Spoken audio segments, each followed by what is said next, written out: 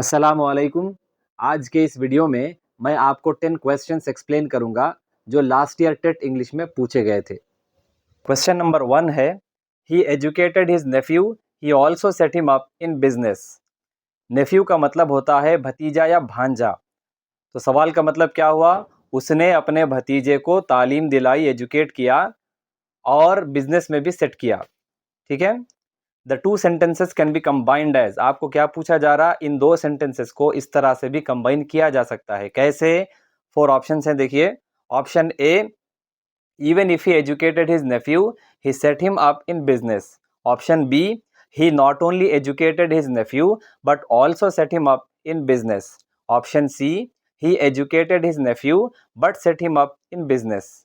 Option D, he educated his nephew, however he set him up in business. Option B यहाँ पर correct है, he not only educated his nephew but also set him up in business. दरअसल इसमें जो important चीज़ है इस सवाल में वो है नॉट ओनली बट आल्सो, यानी ना सिर्फ ये बल्कि ये भी। जब हम दो चीज़ों के बारे में बात करते, किसी इंसान की दो क्वालिटीज़ या दो सेंटेंसेस या दो चीज़ें बेसिकली, तो वहाँ पर नॉट ओनली बट आल्सो का इस्तेमाल किया जाता है, यानी सिर्फ ये नहीं, इसके साथ साथ ये भी। ऐसा आप दो एग्जाम्पल्स देख लीजिए, आपको और आसानी से समझ में आ जाएगा। एग्जाम्पल नंबर 1 है, she is not only good at studies but also good at boxing. वो लड़की ना सिर्फ स्टडीज़ में अच्छी है, पढ़ाई लिखाई में अच्छी है, बल्कि बॉक्सिंग में भी अच्छी है, यानी पढ़ने में भी अच्छी है, बॉक्सिंग में भी अच्छी है, दोनों चीज़ों में अच्छी है। Example 2, he is not only a teacher but also a businessman. वो लड़का ना सिर्फ एक टीचर है बल्कि एक बिजनेसमैन भी है, यानी टीचर भी है, बिजनेसमैन भी है। क्वेश्चन नंबर 2 है, सीजे डॉडसन प्रपोज्ड, यानी सीजे डॉडसन साहब ने कौन सा मेथड इंट्रोड्यूस किया था, कौन सा मेथड डेवलप किया था। Option A, bilingual method. Option B, direct method. Option C, grammar translation method. Option D, multilingual method. ठीक है। आप सब जानते हैं कि क्लासरूम में इंग्लिश सिखाने के लिए बहुत सारे मेथड्स हैं। बाइलिंगुअल मेथड है, डायरेक्ट मेथड है, डॉक्टर वेस्ट मेथड है, बहुत सारे मेथड्स हैं। तो सवाल ये है कि सीजे डॉडसन साहब ने कौन सा मेथड प्रपोज किया था। फैक्चुअल क्वेश्चन है, देखिए ये। ऑप्शन ए यहाँ पर करेक्ट है, सीजे डॉडसन साहब ने बाइलिंगुअल मेथड प्रपोज किया था। ठीक है, ये मेथड उन्होंने डेवलप किया था। आइए सीजे डॉडसन साहब के बारे में कुछ डिटेल्स देख लेते हैं। CJ Dodson, Carl James Dodson was an educationist and language expert from Wales, a country near England. तो सीजे डॉडसन साहब एक एजुकेशनिस्ट थे, यानी कि माहिर तालीम, और इसी के साथ साथ वो लैंग्वेज एक्सपर्ट भी रहे। ठीक है। और वेल्स कंट्री से इनका ताल्लुक है, इंग्लैंड के करीब में एक कंट्री है, यूके में ही कंसिडर की जाती है। He developed bilingual method in 1967 in the university of Wales. तो यहाँ पर ईयर इंपॉर्टेंट है, देखिए किस ईयर में उन्होंने ये मेथड डेवलप किया था। 1967 में जब उन्होंने ये इंट्रोड्यूस किया था तो वो कहाँ अपनी सर्विसेज दे रहे थे? यूनिवर्सिटी ऑफ वेल्स में वो अपनी सर्विसेज, अपनी खिदमत अंजाम दे रहे थे। आगे बढ़ते हैं। क्वेश्चन नंबर 3 है, आइडेंटिफाई द इनकरेक्ट सेंटेंस, यानी 4 ऑप्शंस में से 3 सही है, एक गलत है, उसको आइडेंटिफाई करना है, पहचानना है। Option A, the umbrella which has a broken handle is mine. Option B, the umbrella which has a broken handle is mine. Option C, the umbrella which has a broken handle is mine. Option D, the umbrella with the broken handle is mine. ठीक है। तो यहाँ पर option D correct है, क्योंकि हमको identify करना था इनकरेक्ट। तो 4 सेंटेंसेस में इनकरेक्ट या गलत जो है वो डी है, तो जो गलत है वही सही है। ठीक है, the umbrella with the broken handle is mine, ये ग्रामेटिकली इनकरेक्ट सेंटेंस है, यही हमको पूछा गया था। आइए देखते हैं ये सवाल कहाँ से लिया गया है। आपके सिलेबस में रिलेटिव क्लॉज एक टॉपिक है, वहाँ से इसको लिया गया है। ठीक है, from grammar section of 10th class English text book. 10th class की इंग्लिश की जो टेक्स्ट बुक है वहाँ से लिया गया है। जो फर्स्ट लेसन है आपका निक के बारे में, एटीट्यूड इज एल्टीट्यूड, उस लेसन में जो ग्रामर पार्ट है वहाँ से सवाल लिया गया है। ठीक है, आपको वहाँ पर रिलेटिव क्लॉज नाम का एक टॉपिक नजर आएगा, उसको अच्छे से पढ़िए, प्रैक्टिस करिए। कुछ बातें हम रिलेटिव क्लॉज के बारे में देख लेते हैं, फिर आगे बढ़ेंगे। ठीक है, there are 2 types of relative clauses, यानी रिलेटिव क्लॉजेस के 2 टाइप्स है, 2 अकसाम है, defining clause, non defining clause. आसान अल्फाज में अगर मैं आपको रिलेटिव क्लॉजेस के बारे में बताऊं तो ये ऐसे सेंटेंसेस रहते हैं जिसके अंदर बीच में हु, विच, दैट ऐसे अल्फाज आते। एग्जाम्पल्स अगर आप देख लेंगे तो आपको समझ में आएगा। Defining clause, the students who work hard get success. ऐसे स्टूडेंट्स जो मेहनत करते हैं कामयाब होते हैं, ठीक है। नॉन डिफाइनिंग के एग्जाम्पल आप देख लीजिए। Sarah who lives in my area lost her gold. Sarah जो मेरे मोहल्ले में रहती है, मेरे एरिया में रहती है, उसका सोना खो गया, ठीक है। तो ये रिलेटिव क्लॉजेस की एग्जाम्पल्स हैं। लेकिन ये दोनों में क्या फ़र्क है इसको भी समझना बहुत इंपॉर्टेंट है। कभी कभी ये भी आपको एग्जाम में पूछ सकता।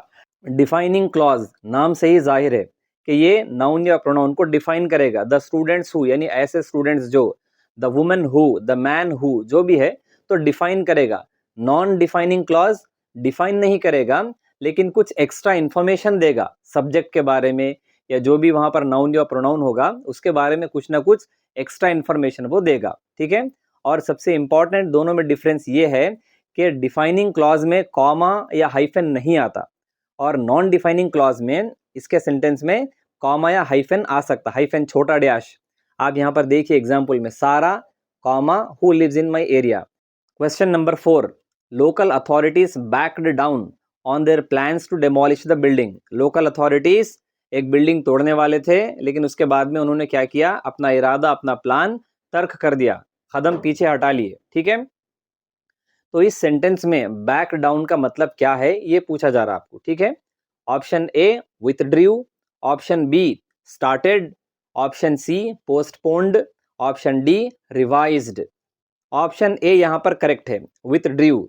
ये सवाल फ्रेजल वर्ब से लिया गया है। फ्रेजल वर्ब्स क्या रहते हैं, इजी लैंग्वेज में बताऊं तो ऐसे दो अल्फाज रहते हैं जो एक्चुअली में अलग रहते हैं लेकिन दोनों को ज्वाइन जब किया जाता तो एक नया मीनिंग उसका निकलता, ठीक है। आप एग्जाम्पल्स देखिए, आपको आसानी से समझ में आएगा। बैक डाउन, बैक डाउन हालांकि देखा जाए तो बैक मतलब पीछे, डाउन यानी नीचे, तो मीनिंग इसका पीछे नीचे नहीं है। बैक डाउन का मतलब हो रहा है टू मूव बैक, पीछे हटना या रुक जाना। जैसे वो लोग बिल्डिंग डेमोलिश करने वाले थे, तोड़ने वाले थे, मगर उसके बाद में अपने कदम पीछे हटा लिए, मतलब रुक गए वो लोग। दूसरा है गिव अप, बहुत फेमस है, तकरीबन हर कोई जानता होगा। गिव अप का मतलब है टू एक्सेप्ट डिफीट या फिर to stop generally bad habit, ठीक है। तो हार तस्लीम करना, हार मानना, या फिर रोक देना या रुक जाना किसी चीज़ से। आमतौर पे जो बैड हैबिट्स होते हैं, एडिक्शंस होते हैं, सिगरेट पीना है, शराब नोशी है, ऐसी आदत को तर्क करना, ऐसी आदत को रोक देना, वो सेंस में भी इसको इस्तेमाल किया जाता है। खैर, नेक्स्ट है फिगर आउट। फिगर आउट यानी टू अंडरस्टैंड, समझना, ठीक है। काउंट ऑन, टू डिपेंड, किसी पे डिपेंड होना, इन्हिसार करना, मुनस्सिर होना, ठीक है। I am counting on you मतलब मैं आप पे डिपेंड हूँ। She is counting on me, वो मेरे ऊपर डिपेंड है किसी न किसी चीज में, मिसाल के तौर पे। आगे बढ़ते हैं। क्वेश्चन नंबर 5 है, let's go to the beach dash question mark, choose the correct option. Option A don't we, option B can we, option C will we, option D shall we. Option D यहां पर correct है, शल we. ये सवाल लिया गया है question tag से। Question tag का आसान मफहूम ये है, इजी मीनिंग ये है कि ये छोटे छोटे क्वेश्चंस रहते जो हम आमतौर पे कंफर्मेशन के लिए करते हैं। मिसाल के तौर पे, ये बेहतरीन फ़ोन है, नहीं। हमारी लैंग्वेज में जो हम बोलते, देखिए, हाउ क्या, नहीं क्या, ऐसा क्या, हाँ, इस तरह से, ठीक है। आप एग्जाम्पल देखिए, this story is very interesting, ये कहानी बहुत दिलचस्प है, इंटरेस्टिंग है। इजंट इट, है ना, नहीं। You are a student, aren't you, क्या नहीं हो, इसका मतलब तुम है ना, इस तरह से। क्वेश्चन टैग एक बड़ा टॉपिक है, अलग अलग रूल्स है उसमें, इंशाल्लाह किसी दूसरी क्लास में हम देखेंगे। अभी के लिए इतना समझ लीजिए कि अगर क्वेश्चन टैग में जो क्वेश्चन है वो लेट्स से शुरू होता है, ठीक है, लेट अस का जो शॉर्ट है लेट्स, तो जवाब उसका शल वी होगा, ठीक है। Let's play football, shall we. Let's go to the beach, shall we. एक और बेसिक रूल याद रख लीजिए, सवाल अगर पॉजिटिव है तो आंसर निगेटिव होगा, सवाल अगर निगेटिव है तो आंसर पॉजिटिव होगा। किसी सेंटेंस को निगेटिव कब कहा जाएगा, अगर उसमें नो, डोंट, नेवर, नॉट वाला कुछ भी लफ्ज है तो उसको हम निगेटिव कहेंगे। और वो सेंटेंस जिसमें no, never, not, don't, does not इस तरह का कोई लफ्ज नहीं है तो उसको पॉजिटिव बोला जाएगा, ठीक है। चलिए आगे बढ़ते हैं। क्वेश्चन नंबर 6 है, choose the word which is nearest in meaning to the word innocuous. आसान अल्फाज में इनॉक्यूअस का मीनिंग आपको पूछा जा रहा। Option A toxic, option B controversial, option C dangerous, option D harmless. Option D यहाँ पर करेक्ट है। देखिए, अब ये मीनिंग्स के बारे में ज़्यादा क्या कहा जाए, मीनिंग्स तो याद करने की चीज़ है। आप खूब रीडिंग करते जाइए, खूब इंग्लिश सुनिए, आपको जो है ना नए अल्फाज मिलेंगे, नए वर्ड्स मिलेंगे, उनको याद करते जाइए। ठीक है। क्वेश्चन नंबर 7 है, the customs officer asked him, do you have anything to declare? The above expression can be reported as. तो सवाल ये डायरेक्ट इनडायरेक्ट स्पीच से है। ऑप्शन ए है, the customs officer asked him if he has had anything to declare. Option B, the customs officer asked him if he has anything to declare. Option C, the customs officer asked him if he have anything to declare. Option D, the customs officer asked him if he had anything to declare. Option D यहाँ पर correct है। The customs officer asked him if he had anything to declare. जैसे कि मैंने अभी आपसे कहा, यह सवाल डायरेक्ट एंड इनडायरेक्ट स्पीच से है। ठीक है। ये जो क्वेश्चंस हैं बहुत सारे ग्रामर टॉपिक से कनेक्टेड हैं, तो हर ग्रामर टॉपिक के लिए एक या एक से ज़्यादा क्लास लग सकती है। तो जाहिर सी बात है, इस एक वीडियो में उन सारे टॉपिक्स को एक्सप्लेन करना मुमकिन नहीं है, और इसीलिए मैं बस उतना आपको एक्सप्लेन कर रहा हूँ जितना इस क्वेश्चन को समझने में आपको ज़रूरी है। इंशाल्लाह नेक्स्ट वीडियोज़ में मैं आपको एक्सप्लेन करूँगा, और उसके लिए भी जिसके ऊपर मुझे ज़्यादा कमेंट्स आएंगे वैसे ग्रामर के टॉपिक को मैं सबसे पहले एक्सप्लेन करूँगा। ठीक है। तो खैर, यहाँ पर वापस आते हैं हमारे सवाल पर। तो डायरेक्ट एंड इनडायरेक्ट स्पीच में से सवाल था, और बहुत सारे रूल्स हैं। देखिए, डायरेक्ट एंड इनडायरेक्ट स्पीच में मेनी रूल्स आर देयर, जो हमारे सवाल से रिलेटेड है। बस वो एक रूल आप फिलहाल के लिए याद रख लीजिए। One rule is which is related with our question, all the present tenses are changed into past tenses. ठीक है। Remember that only the speaker's words are changed into the past. ठीक है। यानी सवाल में जो स्पीकर के अल्फाज होंगे, जो आमतौर पे इन्वर्टेड कॉमास में आता, अगर वो प्रेजेंट टेंस में है, सिंपल प्रेजेंट में है, प्रेजेंट कंटिन्यूस में है, प्रेजेंट परफेक्ट में है, या प्रेजेंट परफेक्ट कंटिन्यूस में है, बहरहाल प्रेजेंट टेंस के किसी भी फॉर्म में है, तो उसको पास्ट में कन्वर्ट किया जाएगा। आसान अल्फाज में अगर इज है तो आंसर में वाज होगा, आर है तो वर होगा, हैव या हैज है तो हैड होगा, इस तरह से। क्वेश्चन नंबर 8 है, how long dash waiting for me? Choose the correct option to fill in the given blank. Option A, has you been. Option B, will you. Option C, do you been. Option D, have you been. Option D यहाँ पर correct है। How long have you been waiting for me. ऐसे सवाल जिसमें dash होता है, बेहतर रहता कि हम शुरू से लेकर आखिर तक सेंटेंस को पूरा पढ़ें और एक एक ऑप्शन को उसमें फिट करके देखें, सिर्फ डैश वाला पार्ट नहीं, पूरा sentence. For example, how long has you been waiting for me, how long will you waiting for me, how long do you been waiting for me, how long have you been waiting for me. समझ रहे हैं आप लोग? इस तरह से complete sentence आप पढ़ेंगे तो आपको आंसर फाइंड आउट करने में आसानी होगी। ठीक है। खैर, अब देखते हैं कि ये सवाल कहाँ से लिया गया है। ये क्वेश्चन टेंसेस से लिया गया है। टेंसेस बहुत इंपॉर्टेंट टॉपिक है, and it has immense value to get other grammar topics. यानी ग्रामर के दूसरे बहुत सारे टॉपिक्स को समझने के लिए टेंसेस को समझना ज़रूरी है। आप टेंसेस समझ जाएंगे तो बहुत सारे ग्रामर के दूसरे टॉपिक्स भी आपके लिए समझना आसान हो जाएगा, ईजी हो जाएगा। अभी के लिए for now remember 2 points in context of this question. ठीक है। इस क्वेश्चन के कॉन्टेक्स्ट में आप 2 रूल्स याद रख लीजिए। क्या है वो 2 rules? Word you does not come with has. You के साथ में हैज़ नहीं आता। ठीक है। हैज़ और यू मिलके कभी भी नहीं आते। यू के साथ में हमेशा हैव आएगा, अगर पास्ट में है तो हैड आएगा। ठीक है। दूसरा रूल क्या है? Word do does not come with been, यानी कि डू और बीन एक साथ नहीं आएंगे। डू के साथ में बीन नहीं आता। ठीक है। हैव या हैज़ के साथ में बीन आ सकता है, लेकिन डू के साथ में बीन कभी भी इस्तेमाल नहीं किया जाता। क्वेश्चन नंबर 9 है, he has spent all his money on lottery tickets, he is now living in A fools paradise. उस बंदे ने क्या किया? अपना पूरा पैसा लॉटरी के टिकट्स के ऊपर खर्च कर दिया। He is now living in A fools paradise. अब वो बेवकूफ़ों की जन्नत में जी रहा है। Choose the meaning of the expression fools paradise. यानी ऊपर के सवाल में से सिर्फ ये पूछा जा रहा कि फूल्स पैराडाइज का मतलब क्या है। ठीक है। ये बहुत इंपॉर्टेंट है कि हमको सवाल में क्या पूछा जा रहा। ठीक है।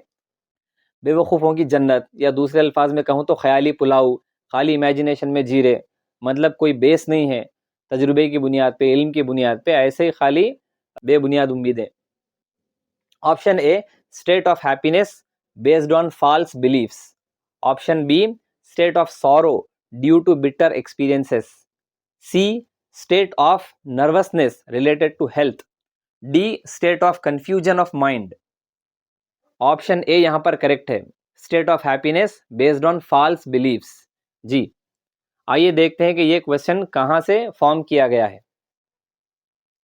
This question is taken from idioms. ये सवाल इडियम्स से लिया गया है। इडियम्स हमारी लैंग्वेज में मुहावरे उसको कहा जाता है।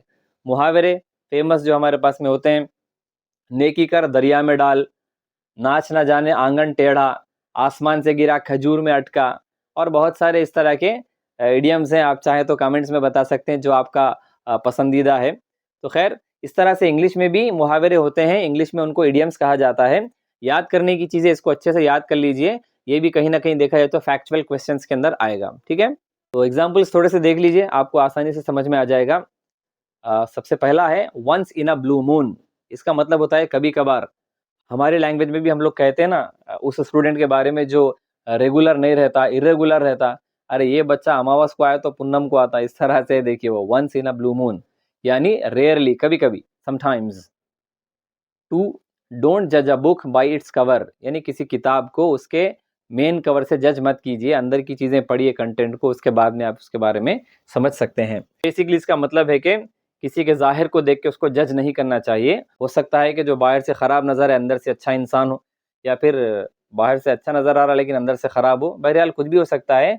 हमको देखना पड़ेगा कि उस कहानी के फैक्ट्स क्या हैं। थर्ड एग्जाम्पल है seat on the fence.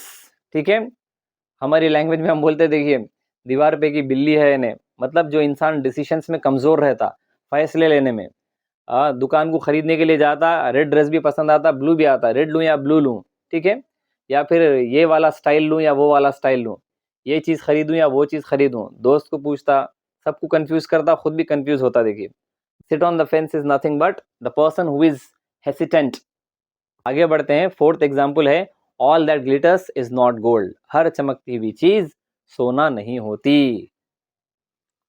Question number 10 है you will not succeed dash you work hard, choose the correct option to complete the sentence. ठीक है, डैश में क्या आना, you will not succeed if you work hard, you will not succeed and you work hard, you will not succeed but you work hard, या option D, you will not succeed unless you work hard. Option D यहाँ पर correct है, unless. ठीक है, जब तक के। ये सवाल कंजंक्शंस में से लिया गया है, जो पार्ट्स ऑफ स्पीच का एक पार्ट ऑफ स्पीच है। Conjunctions, conjunction is a part of speech which joins two words और टू सेंटेंसेस। कंजंक्शंस ऐसे अल्फाज रहते, ऐसे वर्ड्स रहते जो दो वर्ड्स को या दो सेंटेंसेस को जोड़ते। ठीक है, कॉमन एग्जाम्पल्स, इसकी कॉमन एग्जाम्पल्स हैं, देखिए, एंड, और, but, for, unless, until, if, etcetera etcetera. ठीक है, आज की क्लास में आपने नोटिस किया होगा कि बहुत सारे ग्रामर के टॉपिक्स हमारे सामने आए थे। तो जिस टॉपिक पर मुझे सबसे ज़्यादा कमेंट्स रिसीव होंगे, इंशाल्लाह उसके ऊपर मैं नेक्स्ट वीडियो बनाऊंगा। तो आज की हमारी ये क्लास यहीं पर ख़त्म होती है। मैं उम्मीद करता हूँ कि आज की क्लास से आपको कुछ ना कुछ फ़ायदा हुआ होगा। इंशाल्लाह आपसे फिर मुलाकात होगी किसी अगले वीडियो में। बहुत बहुत शुक्रिया वीडियो मुकम्मल तौर पे देखने का। अस्सलामु अलैकुम।